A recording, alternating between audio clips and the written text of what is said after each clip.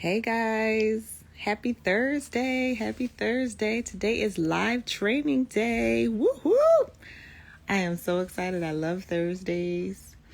I'm here babysitting my baby niece, and she's taking her nappy nap right now. So I was just doing a little work and thought about something. So I wanted to hop on here really quickly to put a couple things into perspective for you guys. So good afternoon. Oh, wait, it's morning. I'm sorry. Good morning. So I'm not going to be hollering and doing my usual, crazy. Hey, Trish, what's going on? Did you check my email? I did respond to you, by the way. It was late, but I did respond to you. So check that out. And good luck to you. Hey. Yes, I am babysitting my little niece. She's 4.5 years old, and she's taking her nap. And for those of you that remember, you do not holler and hoop and make a big fuss when a 4.5-month-old is taking a nap. So I am kind of on my whisper right now. What's up, Frosted Nightingale? Yeah, I just wanted to jump on here just to give you guys some perspective on, the type of mindset to have when you're making that transition from baking at home to a storefront. It's a little bit of a difference. It's a little bit of a different workflow. All right. But yeah, I'm not going to be on here too long, because Lord knows how many minutes I have left on this nap time that my baby girl is taking. But yeah, so I'm just going to get right into it. First and foremost, hey, what's going on? Long time no see. Yes, Leslie, girl. Leslie for baby's live, so I'm like whispering. But first and foremost, I always like to know what you guys are grateful for the day. Other than just waking up on the right side of the grass. Amen. Hallelujah for that. So if that's what it is, and that is perfectly okay. But I am grateful right now that I am able to sit and watch my baby girl sleep. And she's peaceful and happy, and I get to enjoy times with her like that. So that's what I'm grateful for today. So drop in the chat what you guys are grateful for today.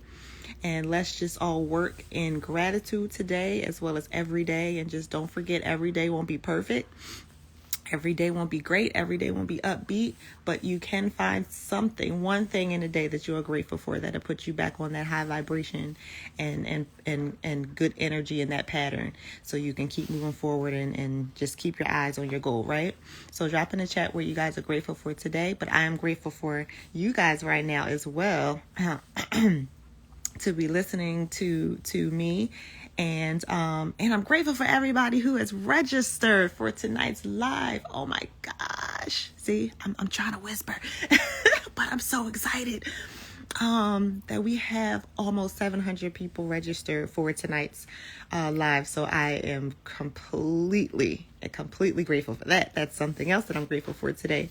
So if you are registered for my live, drop that in the chat. Let me know you'll be in the house. If you're not, click the link in my bio and make sure you get registered, all right? But I just wanted to say something really quickly today that just a little different perspective. When you guys are baking at home right now, I know you guys are just order driven, right? You're focused on your orders, you're marketing for orders and things like that, obviously, because people can't walk in your house and purchase your cake slices or your cupcakes or your cheesecake slices, right?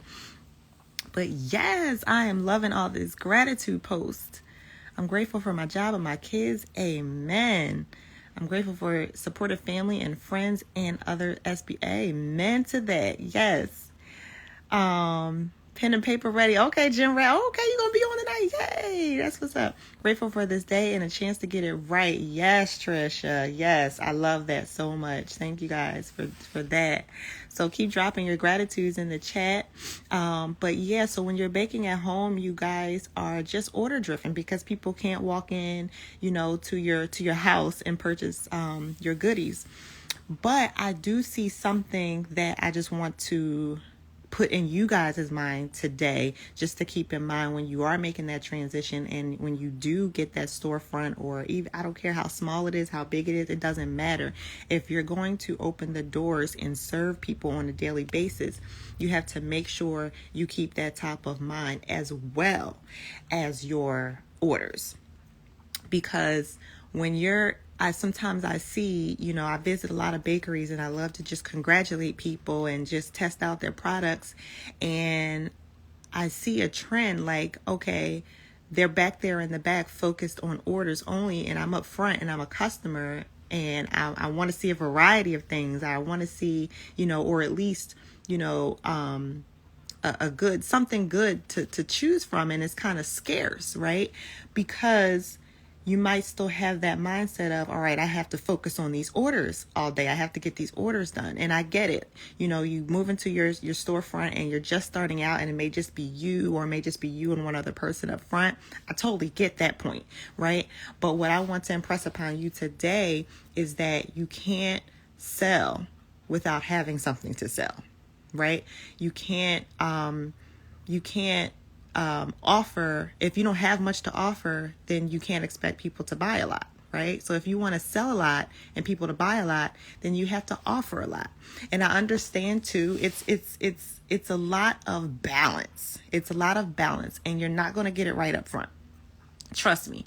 But I understand you don't want food wastage, because that's costly, right? We don't want food wastage, but you have to provide it in order to sell it. Okay. And I used to fall into that trap too, especially in the very beginning. And I would only have about, 6 of one flavor, 6 of another flavor, 6 of another flavor, and come, 2:00, if I'm running low, I'm scared to bake more because I don't want the wastage at the end. But then you're leaving a lot of money on the table too, because you have that volume and that traffic that people are coming to you more and more because they're becoming aware of your business. And you don't have much to offer them. You're not putting your best foot forward. And I got that. I learned that from Cake Boss. Okay, I remember that he went into a bakery one time, and that bakery was doing the exact same thing I'm talking about now, and the exact same thing that I used to do. They were baking scared. And scared money don't make money. And he walked in and he said, I know you don't have many customers right now, but you're not going to ever get them if you don't entice them with something, if you don't have anything to entice them with. So just know, guys, when you're transitioning from that mindset of I'm just baking for orders, that's my business, you're going to have that balance. You're going to have to continue to bake for orders and continue to take orders and get your orders out there. But also keep in mind that you want that walk-in traffic. In order for that walk-in traffic to come back, you're going to have to give them a reason to come back. Does that make sense? I mean, let me know if I'm making sense right now, somebody. Because like I said, I used to do the same thing. I was afraid of food wastage. I was afraid that if I baked too much, it'll still be here. But you just never know who's walking in, when, and how many people they're going to bring back. Do y'all feel me on that? Do y'all understand? Thanks, Trish. Let me know. Let me know if I'm making sense to you guys now, because I want to break it down as clear as possible that you have to bake for success. And in order to be successful, when people come into your store, into your shop, you have something for them to pick out, to purchase, to tell other people, hey, I went into this bakery, they're new and they have all these fabulous products. Come back. I mean, people will come back in that same day. Trust me. But you have to have something for them to come back to. You don't want to look like you just opened. You don't want to look sparse and scared up in there, and scarce. So you want to have something for them to purchase.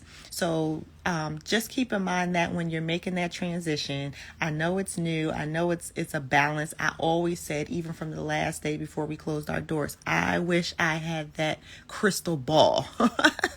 I wish I knew when these people are coming in, because you'll have one day of just people flooding you and you can barely keep up. And I'm telling you, you'll have another day where it's just like, what am I going to do with all this? And then you're thinking of a quick sale to get rid of everything, right? So you always have to be innovative. You always have to be thinking of something to do, something to make with the leftovers. You always have to just find different ways to get people in when you get those days where you have a lot of product out there and you have a lot on your display and everything's looking pretty, but you're not getting the walk-in traffic that day. Does that make sense? So it doesn't get easier. I'm here to tell you, it does not get easier, but you'll find your flow and you'll find your way and you'll find what works with your product. Luckily, our product stayed moist for a very long time. It stayed fresh for a very long time. So we were lucky in that matter. So we were able to create and do other just off the bat type desserts with our cupcakes and cake slices and things like that the next day. So find what works, find your sweet spot, find what works with your product. Don't be afraid to just go off the bat, go off the cuff and make something, different, something new, something that's not even on your menu. Who cares? People like that too, because they'll want to come in each and every day now. And that's another thing too. There was always something at Cupcakeology that was not on the menu. I could have had a dream that night and just decided to do something. I could have been on a food blog and just decided to girl, cake pops. You can turn anything into a cake pop. Throw some icing in that, mix it all up, throw some chocolate on it. Perfect. So always be innovative. But I always had something that was off the menu. And so literally that promoted our customers. We trained them to come in daily. You come in every day, you never know what we're going to have. What's on the menu is great too. And you can always get that, but you never know what extra Jen is going to be baking that day. So just find your sweet spot, find your rhythm, find your tempo, and just make it work for you. But yes, guys, I just want to make sure that when you're actually making that transition and moving into your bakery, don't just have the mindset of I'm just baking in a different space, but I'm going to keep my same workflow. That's the purpose of you writing and knowing your business plan up front. So you can know what your workflow is going to be, what your processes are going to be, how many people you're going to need, and make sure, you have your projections. And again, those projections and everything will come as you work, as you go along, but have your projections. You want to shop ahead of time. You're projecting, all right, last week I got so many people in a day. I got so many people in a week. Now I'm going to shop for this and have that prepared. Okay. And then, I got more people this week. Now I'm going to increase my shopping and get a little bit more this time so I can be prepared. Right. So all this is something that you're going to figure out, and, you're gonna, that's the process. That's the journey. That's the fun part. But the point is that you want to have your workflow already written down in your business plan so you can know how you're going to run your new operation. Don't just bring your old operation and just throw it into a new, bigger place. Now that you have a bigger kitchen, you can spread out more. Think about your customers. Think about the future of your business. Think about, where you want your business to go and how you want it to flow and how different you want it to be. So you're going to have to set yourself up for success with that in the very beginning. So bake for success, bake for a flow of people, bake for people to spread your word and tell people to come back. You have to have something for them. Interpretation of cooking. Is it beneficial to work with organic ingredients? If that's your business model, if that's your thing, that's why your customers come to you, then you're going to want to work with organic ingredients, but your business model is going to be totally different from somebody who's not working with organic ingredients and their products can last a little longer. You're going to know and be a little bit more careful, and you're going to really have to watch your numbers. I'm always preaching, know your numbers and watch your numbers. And those numbers are going to tell you when to go shopping, how much to shop for. So you're going to have to forecast, but you're going to also look at what you've done in the past. So you're going to, that's why it's important. That's why we teach, start to grow your business sense, because you're not just a baker anymore. You're actually a business person. You're a business owner. So you're going to want to have to think like an owner now, like a business person now, and you're going to want to know your numbers past, and you're going to want to know how to forecast the future. So that's a good question though. Thanks for asking that. Will this be saved to view for later? Yes. That oven feeling. Yes, it definitely will. I'll have it on my, what do you call it? Timeline, I guess. Instagram. Y'all know I don't know these words. I'm just out here teaching and preaching what I know. I don't know nothing about this tech. But yeah, I'll save it for you, no problem. Hey, Kim. I always love seeing you on my lives. How are you? You're welcome, honey. I'm glad I could help. But yeah, I'm sitting up here watching my baby niece. Oh, she's so precious. I think I'm going to stop at the 2, though. 2 is fine, a boy and a girl. That's all we need. But at least I have her, and I'm grateful for her. But I'm going to let you guys go. For those of you who are on my live tonight, I'll see you tonight at 8 o'clock sharp. Make sure y'all drop in like 10 minutes early, because I do hop on early. I do like to get to know you guys and talk to you guys, because I start promptly at 8 o'clock. I don't play, okay? Promptly at 8 o'clock. I miss you too, Kim. Yes, we had to catch up. I have not been on Clubhouse, oh my gosh, since probably I was on that last chat with you and your group on that Monday. I have not been back on Clubhouse. I have been working, work, like Rihanna. I have been working just to try to get everybody together, just to keep my head down and keep focused. So I do miss all my Clubhouse peeps, but I'll be back. I'll definitely be back. But yes, for those of you who are on my live tonight, my training class, y'all bring a pen and paper, put them kids to bed early, because it is going to be crazy. Y'all are about to get some really, really good information tonight. I just love to teach. And for those of you who don't know what I'm talking about, I do a live training every Thursday, 8 o'clock Eastern Standard Time. So make sure you go and register tonight. It's going down tonight. Little mama's moving. So I'm going to let y'all go. I'm probably talking too loud. But yeah, register. If you have any questions about it, DM me. If you've already been on one of my lives and have have some questions about the course, you're not sure if it's going to work for you, how it's going to work for your business, the Start Small Win Big Academy, DM me or book a call. I would love to speak with you and chat and kind of get you pre-qualified for that. But that is an amazing course. Trisha, if you're still on, let them know, tell them about it. You know, for those of you who are just like completely burnt out, going in circles, you know, not really sure how to move your business forward to make it a full-time legitimate business. I know there's a lot out here teaching bakers, but it's not really a lot of people out here teaching bakers the business of baking. And if you really want to start something legit, if you really want to start something that is going to, you know, be that tool or that freedom for your family, and for it to just begin that legacy and just last forever and ever, as long as you want it to, then you really need to know the business behind the baking. You really need to tap into learning how to run a business. That is so important, so important. So you guys, make sure you stay grateful, keep working in gratitude. I am so proud of each and every one of you that are attacking your goals every single day. Listen, don't ever let nobody tell you that a baker is just a baker and it's something small and something simple, and oh, you running your little cake shop, your little bakery shop. Being a bakery owner is something that has completely changed the trajectory of my life and the life of my family. It has sparked so much into my children, into Rob and I. And we just tapped into so many gifts and talents just by starting the road, our journey of being passionate bakers.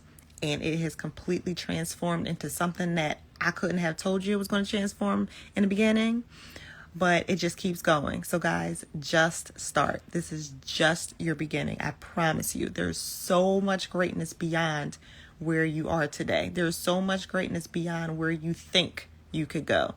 Your steps are ordered. You just have to keep walking. Okay? Y'all have an amazing day. Thank you, Trisha. Amazing program. She cares and is very informative. Great. I'm so happy to hear that. Thank you so much. And for those of you that are on my live tonight, I will see y'all soon. If those of you that aren't registered and you want to know what's going on, register now. You only have a few more hours to join me. It's live. I'm excited. And I just love Thursdays. I love Training Day Thursdays. So I'll be seeing you guys tonight. Get ready. You guys are going to be educated, motivated, and inspired. But keep doing what you do and keep walking forward. Y'all make it a great day. Peace.